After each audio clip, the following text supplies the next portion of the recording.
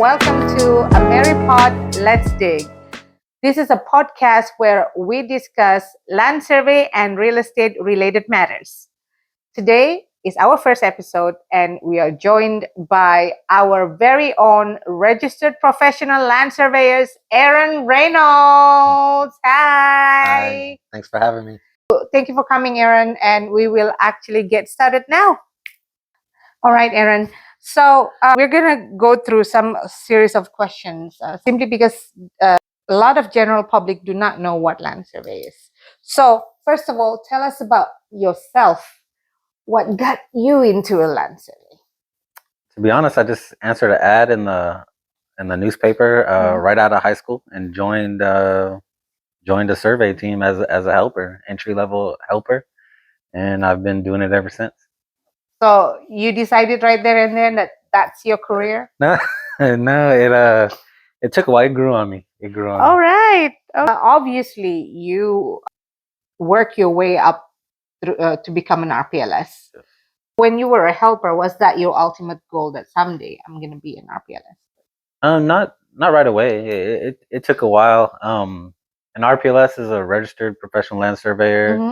Mm-hmm. We have a license. We swear an oath to the state of Texas to protect the public interest. Mm-hmm. And we have a license from the Texas Board of Engineering and Land Surveying. Mm-hmm. Have to pass a series of tests to get that seal. How did you get your license anyways? What's the process of that? So it takes a lot of education. There was a 4-year degree requirement. Okay. So it took me about 10 years to get that 4-year degree. While you're working full time as well? While I was working full time. Okay. I had a family. Mm-hmm. So the company I was working for reimbursed for college tuition. Okay. So I took classes at the community college, had great teachers. They were all working professionals. And that's where I really Which discovered community college, if you don't mind? Austin Community College. Austin Community College. Okay. So it took you 10 years to get to actually be done with the studying. And then after that, what was the step? So then you take your first series of exams by the National Council of Engineering Examiners, NCEES. And once you pass that first exam, you become what's called a SIT, Surveyor in Training. Okay. And then you work under the guidance of an RPLS. How many years for that? So generally it's about 2 years, but it's a certain number of hours in boundary resolution and in responsible charge is what they call it. You have to be given responsibility in land surveying, and once you meet those requirements, then you take the second exam, which is to become an RPLS. Wow, so it is a long process. Yes. If someone just straight coming out of high school, and then they want to pursue land surveying as their career, how long would that process be if they don't have any full-time job to worry about? Generally speaking. Well, you can get a 4-year degree, and then just take the exam right away. Okay. Oh, okay. I see that a lot. Corpus Christi A&M has a good land surveying degree program. But do you agree that having to be a party chief or helper first, and then party chief actually help you to become a? It's invaluable. The field experience, what you learn, hands on, just jumping right in, unbelievably valuable. So just FYI, Aaron actually, when Aaron joined us, at first he was an SIT, which is Surveyor in Training. So he passed his exam, and he's with us ever since. Yeah. Can't get rid of me. So explain to us, what are your duties? Pretty much everything in the land survey is what the RPLS is responsible for. Like, so when the field crews go out and they're doing their job, they're doing that under your direction. Okay. Right.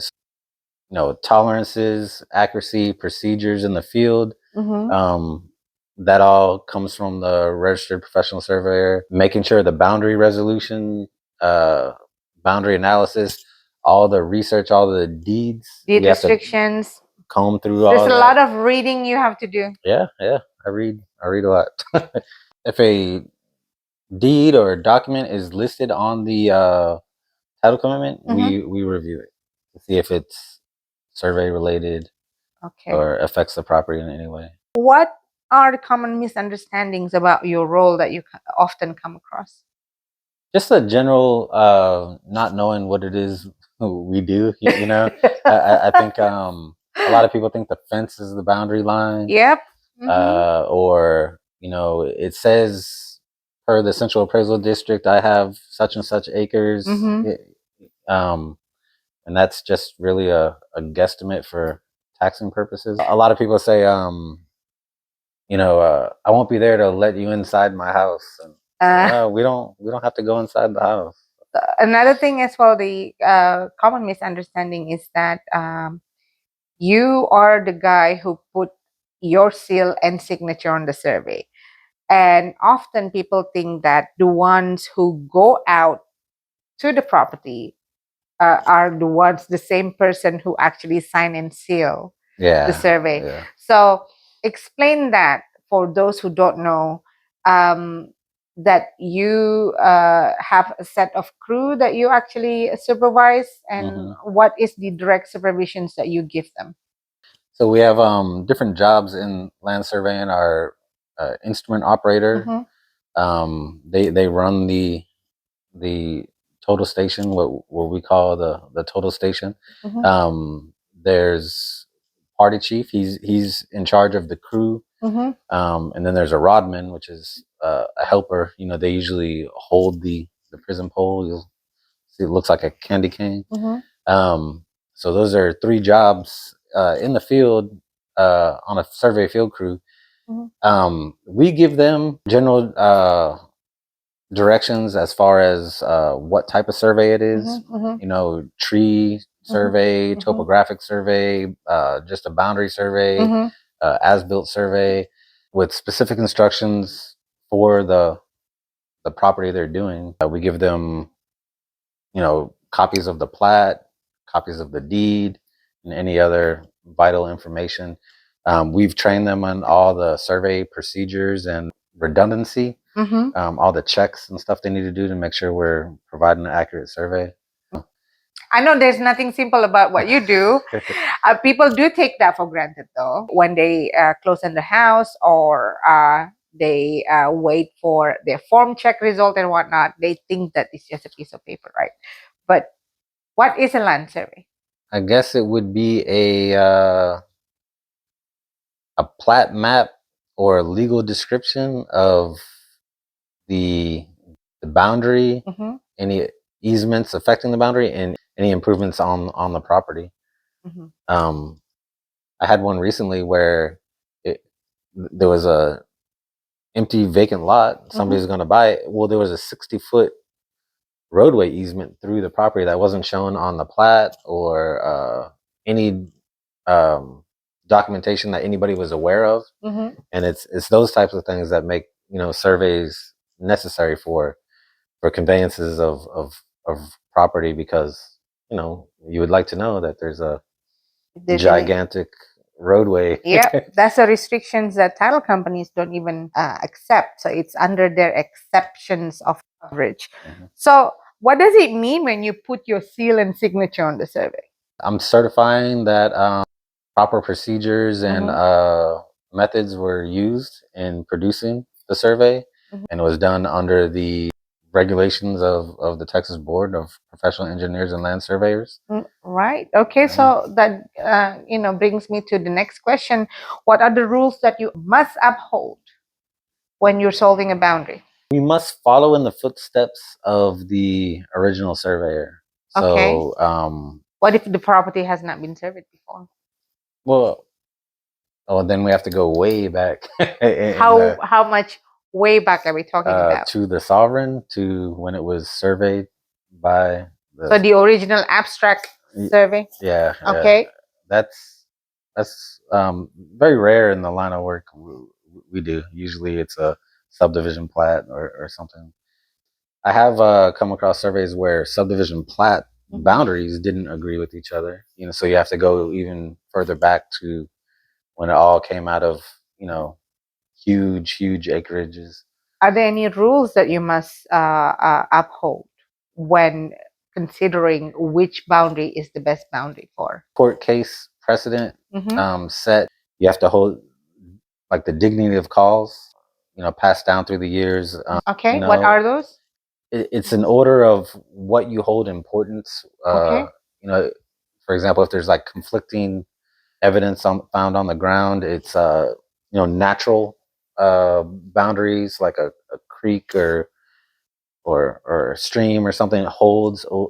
Then artificial boundaries. If the surveyor said he set a iron pin, even though the distance might not match up or the interior angle of the property, the bearing might not match up, you found his iron rod that was set that holds seniority over the call. Wow. Over the bearing and distance. Yes. So natural, and then artificial, and then is it bearings first or distance first? Bearings. Angles hold over distance. And then after that, what's the fifth one? Acreage. Acreage.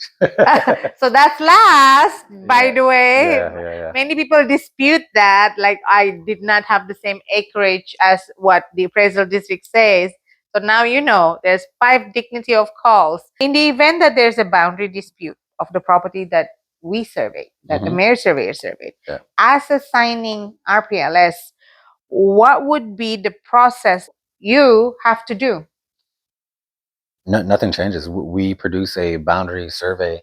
We may, if we're aware that there's some sort of dispute, we may, on the face of our survey, highlight certain areas and do a detail showing, for instance, like your fence is this far off, or your shed, just because we know that's the purpose of the survey. But as far as the procedures and methods of producing a boundary survey, nothing changes. Acreage? Acreage.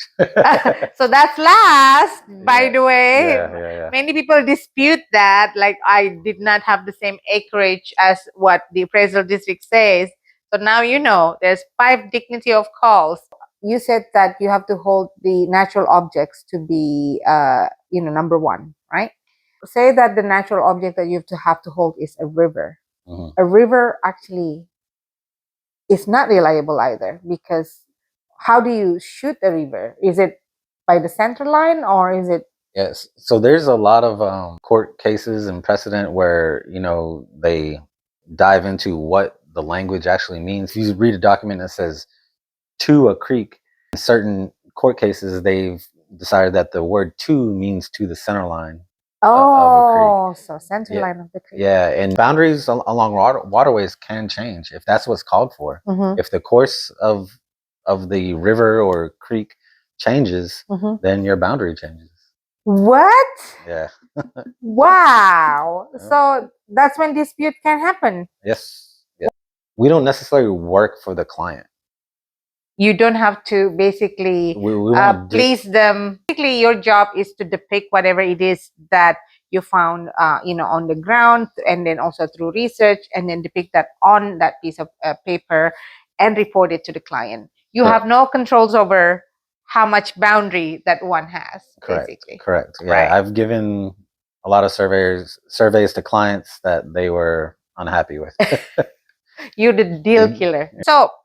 But if someone said that your survey is incorrect because someone else actually had a survey done by another surveying company, what steps would you need to do to cross-check that? I would want to see the survey that they say is in disagreement with mine, and see what evidence they found, and just get to the bottom of it. Right. Yeah. So we just by saying that I feel that your survey is incorrect, of course, it's not good enough. No.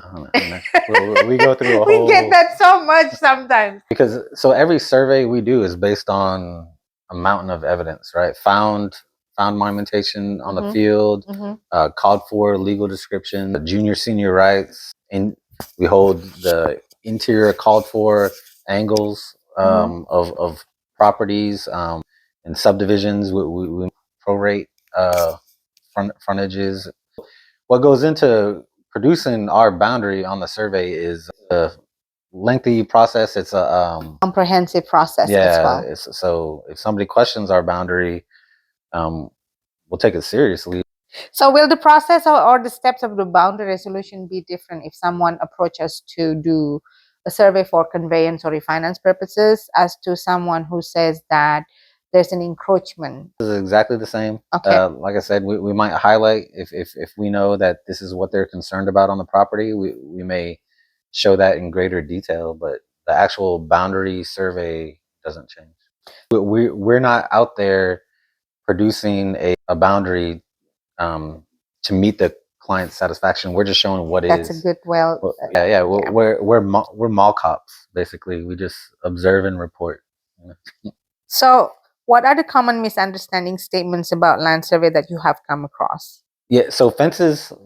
That's a good point. So a lot of fences are fences of convenience, right? Like people put them because it's on top of a slope, and or there's big trees there, and they went around the trees, or there's a creek in the backyard, so they stopped the fence short. Easements. I've seen people don't want to fence in an easement. Yeah, fences are really unreliable. They can be evidence. We can take them into consideration as evidence, but we can't hold them for boundaries unless they're called for. Land surveying has evolved significantly, and you know that. Since 18 years of age, being a helper, party chief, SIT, and in RPLS. How has the technology transformed the field, and what are some key innovations that have revolutionized the way surveys are conducted?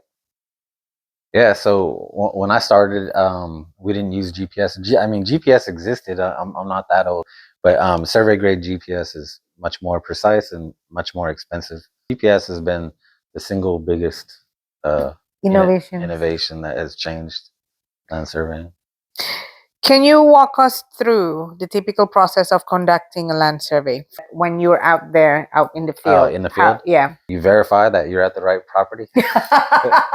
What do you use? Do you use the address? What? Tell us about it. You don't. The addresses can be unreliable, but yeah. What do you mean by that? Addresses can change, right? And also, if it's a vacant lot, they're selling the vacant lot. The address could be, different than. That's right. So what do you use? The plat. Okay. Right? See what lot you're surveying. If the distance to the nearest intersection or matches up, there's certain ways to double check and triple check that you're at the right place. That's really interesting that you're saying that. Really, Aaron is nailing it when he says that address really don't matter. It doesn't matter in land surveying. Legal description matters. Our guys will go out and then they use the plat or a deed sketch that we actually do to locate the property. So how do these guys say that there are a series of 50 lots? If the request is to survey lot 13, how would our guys know that's lot 13 if there are no markers or no signs to say that, hey, I'm lot 13? So we come across this a lot in subdivisions that haven't been built yet. Yeah. So yeah, they would have to look at the distance from lot 1 or at the intersection, take a shot inverse down to find the correct distance, and then double check it the other way. A lot of times there might be a curve. How do they double check that? Go the opposite direction, down the street, to like a curve or intersection. Yeah, you have to prove with the distances that you're in the right spot. As you start finding monuments, then your confidence builds that, we're in the right place. Essentially, it is far more work to locate boundary corners of unimproved area. You can't go off an address, right? So what about if the road is not established? Same thing applies. So even if the road is not established, the pins or the boundary markers should be there. So. Have you ever come across where the subdivision calls for pins are set, but when you go out there, there's none? Yes. Yeah, a lot of times. What happens in a lot of times in new subdivisions is that the front pins that are set will be taken out by like utility construction. Yeah. Water meters usually Aren't they supposed to reset those? I mean, subdivision developer and the planning surveyors? You'd think so, but you know, I guess I'm not going to tell another professional where his duties begin and end. You know, as far as the platting surveyor knows, maybe I submitted my plat, the pins were set. What you do after, you know. In what ways do land surveyors ensure accuracy and precision in their measurements? And what are some techniques used to maintain high quality data? The skills, I guess, trade and profession of land surveying is really old, and there's techniques and mathematical procedures passed down from really hundreds and hundreds of years. Math hasn't changed that much. The technology and equipment has. We still traverse and close our traverses. There's a lot of procedures and methods with a lot of redundancy and checks along the way, and that's how we ensure quality. When did that come into regulations in effect, where Texas Board of Professional Land Engineers and Land Surveyors said all subdivision developers must set iron rod or monuments, some kind of monuments? It's been a ever changing. I think in the older subdivisions you'll find pipes, like half-inch or inch pipes set in the ground. Sometimes pinched pipes, wagon axles were used. I think the ribbed iron rods, I believe it was like the 1950s. Oh wow! Or 60s when surveyors started using those to set boundary markers. I believe it was sometime during the 90s where the board required surveyors to put their plastic cap on top of the iron rods, so they know who to trace in case of the boundary dispute. If the plat does not call for any monuments to be set, is it safe to say that those monuments that you find when you survey the property now, basically they're not original monuments? Yeah. Even though they look old, but they may have been set by the original platting surveyor, but we have no evidence. It doesn't say that they were. So you have to treat everything as not original. How do land surveyors ensure compliance with local regulations, zoning laws, and property boundaries during your survey? If we're specifically asked by the client, or if it's a Alta NSPS survey, we'll note that. We don't necessarily do anything with it. We observe and report. Looking into the future, what trends or developments do you foresee in the field of land surveying? How might these advancements impact the profession? The use of drones. So typically for like topographic surveys, drones have been used more and more. Also, LiDAR is laser scanning, and how do they do that? They set up a laser scanner on the property, and it just scans all the improvements. I could see that becoming more and more used, and probably will be the most common way of doing a survey in the future. But how accurate are these numbers? So it's very accurate, but you have to go back to the fundamentals of surveying haven't changed. If you have good control, it doesn't matter if you're using a total station, GPS, a drone, or a laser scanner. You have to have good foundation, a good control network, and if you're basing everything off of that, then you'll have an accurate survey. Any specific projects or experiences in your career that stand out particularly memorable or impactful? And if so, what lessons did you learn from those experiences? I think being a part of the story of the land is something that's I think is special. Like if this property, you've seen this property come down through the decades, and now you're doing a survey of it, and or you're replatting it, Mhm. and it's like you're attaching your name to the story of this property. I think you enjoy to see, especially when in these historical buildings that you Yeah, survey. Recently, we did that, Mhm. and it's kind of proud experience, moment. No, I Yeah, did that. Or if you're actually surveying someone's famous. yeah. So, what advice would you give homeowners or people in real estate industry when it comes to obtaining land survey? It's important. It's important to know where your boundary is, where your improvements are, um, you know, where your fences lie in relationship to the boundary, what easements affect your property. What advice would you give builders that would basically cut corners, not ordering the right step? I mean, Yeah. we have had these conversations a lot of time. What advice would you give them?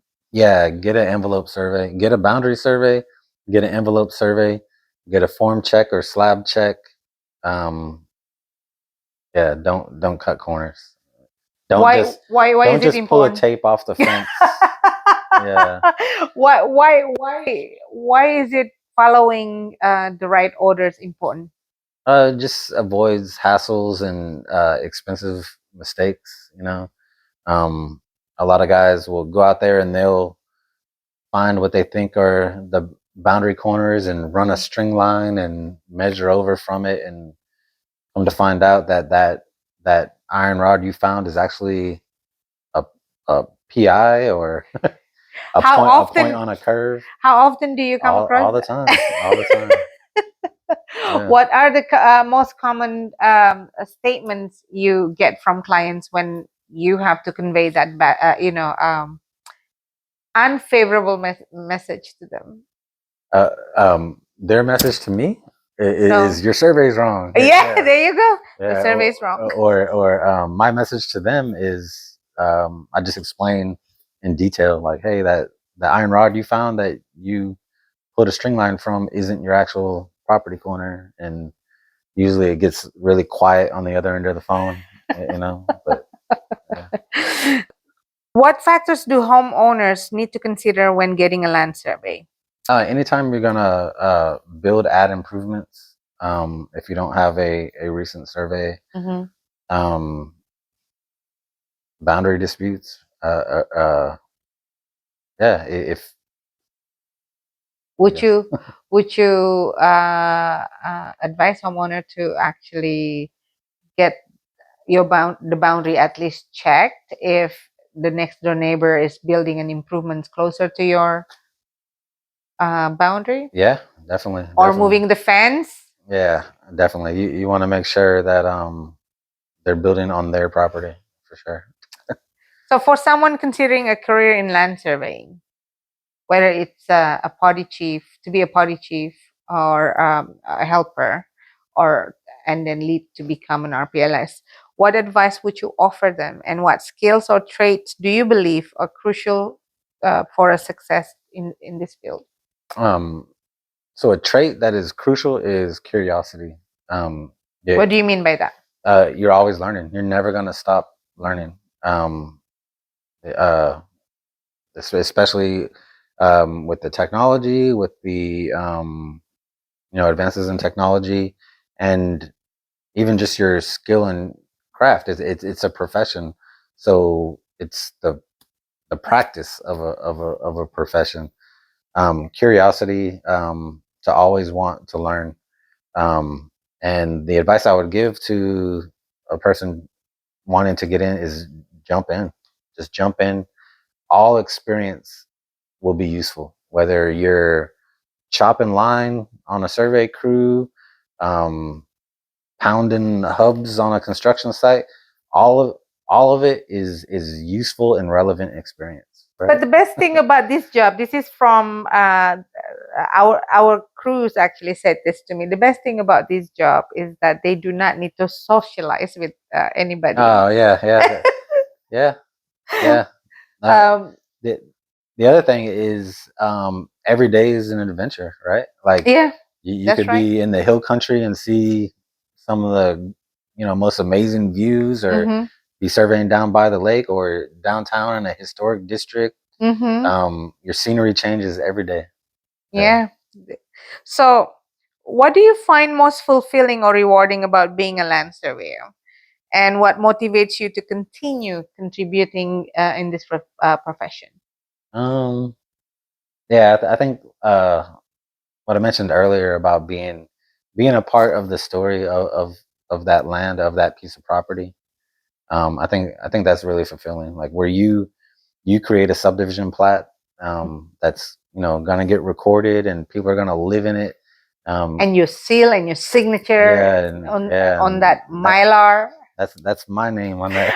available in on the county clerk. Yeah, I think that's fulfilling. Where you're a part of the story of this piece of earth, right? So, what do you enjoy the least about being an RPLS? Um, That's good. If you have to think hard, that means yeah, to say you pretty much enjoy what you do. yeah. What do I enjoy least? I have to think about that. So, what do you enjoy the most? The sense of accomplishment on daily basis. On a daily basis. What about if you have a challenging case? Will that not put you off and said, "Ah, I had enough of this," or the reading of it, reading of gazillion deeds? Yeah. I didn't used to wear glasses until I started working in the office, and then my eyesight just I had to go get a prescription because I read so much. But no, I actually enjoy the tough cases. You do? Yeah, it's a challenge. It's like a puzzle. That's really good. Okay, Aaron, it's now time for rapid questions. You cannot have any moment to think to answer this question. Okay. Just tell me what comes in your mind. Are you Okay. ready? Ready. Ready? Mhm. Texting or talking? Talking. So remember that, okay? Favorite day of the week? Wednesday. Favorite city in the US besides the city you live in? San Antonio, Texas. People or animal? Animal. Favorite holiday? Thanksgiving. Say a word in Spanish. Uh, You cannot think. Despacito. Hot or cold? Hot. One difficult field notes job or 5 lot and block easy ones? 5 lot and block easy. There you go. Thanks so much for watching, and don't forget to comment, like, subscribe, share this video. So see you soon on the next Ameri-Pod. Bye.